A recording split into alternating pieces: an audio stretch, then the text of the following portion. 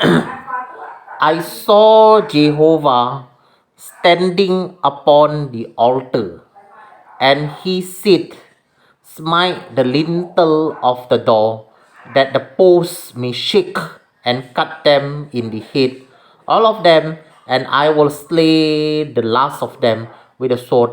He that flees of them shall not flee away, and he that escape of them shall not be delivered. Though they dig into hell, from that place shall my hand take them. Though they climb up to heaven, from that place I will bring them down. And though they hide themselves in the top of Carmel, I will search and take them out from that place. And though they be hid from my sight in the bottom of the sea, from that place I will command the serpent, and he shall bite them. And though they go into captivity before their enemies, from that place I will command the sword, and it shall slay them. And I will set my eyes upon them for evil, and not for good. And Jehovah God of hosts is he that touches the land, and it shall melt, and all that dwelling therein shall mourn, and it shall rise up wholly like a flood, and shall be drowned as by the flood of Egypt. If it is he that builds his story in the heaven, and has founded his troop in the earth, he that calls for the water of the sea, and pours them out upon the face of the earth, Jehovah is his name. Are you not as children of the Ethiopian to me, O children of Israel, says Jehovah? Have not I brought up Israel out of the land of Egypt, and the Philistine from the captor, and the Syrian from Kir? Behold, the eyes of Jehovah God are upon the sinful kingdom, and I will destroy it from off the face of the earth, saying that I will not utterly destroy the house of Jacob, says Jehovah. For lo, I will command, and I will sift the house of Israel among all nations, like as corn is sifted in a sieve, yet shall not the least grain fall upon the earth. All the sinners of my people shall die by the sword.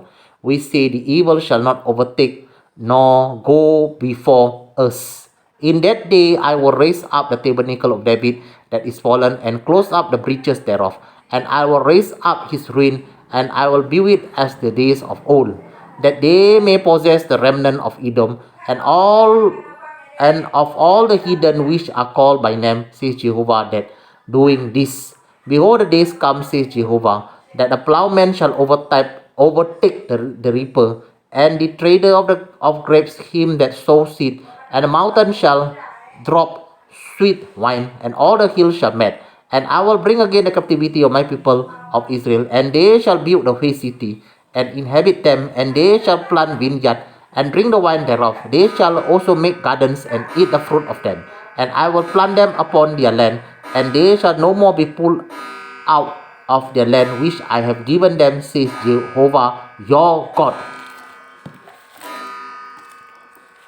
मैंने प्रभु को वेदी के ऊपर खड़ा देखा, और उसने कहा, खंबे की कंगनियों पर मार जिससे देवरियों हिले, और उनको सब लोगों के सिर पर गिराकर टुकड़े टुकड़े कर, और जो नष्ट होने से बचे उन्हें मैं तलवार से घात करूँगा, उनमें से एक भी ना भाग निकलेगा, और जो अपने को बचाए वो बचने ना पाएगा, क्योंकि चाहे वे खोदकर अधोलोक में उतर जाएं, तो वहाँ से मैं हाथ बढ़ाकर उन्हें लगाऊं, चाहे वे आकाश पर चढ़ जाएं, तो वहाँ से मैं उन्हें उतार लाऊंगा, चाहे वे कार्मेल में छिप जाइए, परंतु वहाँ भी मैं उन्हें ढूंढ ढूंढ कर पकड़ लूँगा, और चाहे वे समुद्र की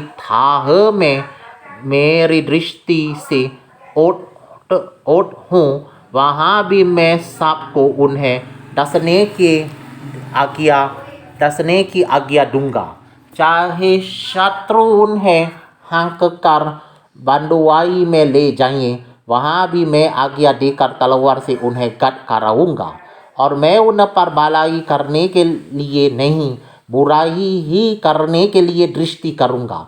सेनाओं के परमेश्वर यहोवा की स्पर्श करने से पृथ्वी पिघलती है और उसके सारे रहने वाले विलाप करते हैं, और वो सब की सब मिस्र की नदी के समान हो जाती हैं, जो बढ़ती हैं फिर लहरें मारती और गट जाती हैं, जो आकाश में अपने कोठरियाँ बनाता और अपने आकाशमंडल की नींव पृथ्वी पर डालता और समुद्र का जाल धरती पर बहा देता है, उसी का नाम यहोवा है। हे इस्राएलियों, यहोवा की ये वाणी है, क्या तुम मेरे कोशियों के समान नहीं हो? क्या मैं इस्राएल के मिस्र देश से और फालिस्तीनियों को कप्तोर से नहीं निकाल लाया और आरामियों को कीर से नहीं लाया? देखो, परमेश्वर यहोवा की दृष्टि इस पाप बाह्य राज्य पर लगी है, और मैं इसको धरती पर से नष्ट करूँगा, तो भी मैं पूरी रीति से याकूब के घराने का नाश ना करूँगा। यहोवा की यही वाणी है।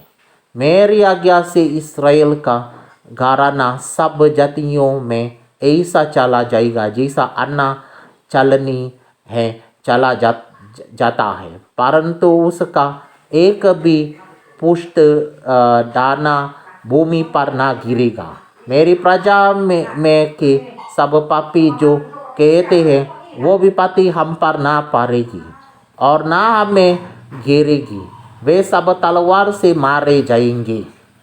उस समय मैं दाऊद की गिरी हुई झोपड़ी को खड़ा करूँगा और उसके पारे के नाकों को सुधारूँगा और उसके खंडहारों को फिर बनाऊँगा, और जैसा वो प्राचीन काल में था उसको वैसा ही बना दूँगा, जिससे वे बचे हुए एदोमियों को वरन सब जातियों को जो मेरी कहलाती हैं अपने अधिकार में ले।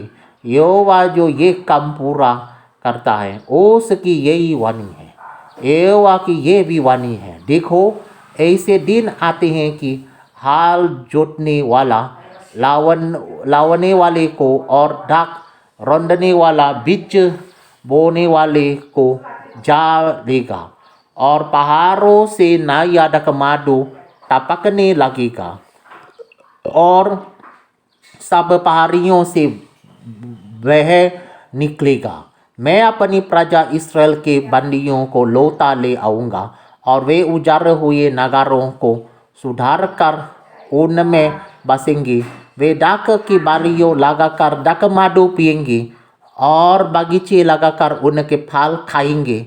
मैं उन्हें उन्हीं की भूमि में बोऊंगा और वे अपनी भूमि में से जो मैंने उन्हें दी है फिर कभी उखाड़े ना जाएंगे। तुम्हारे परमेश्वर यहोवा का यही वचन है।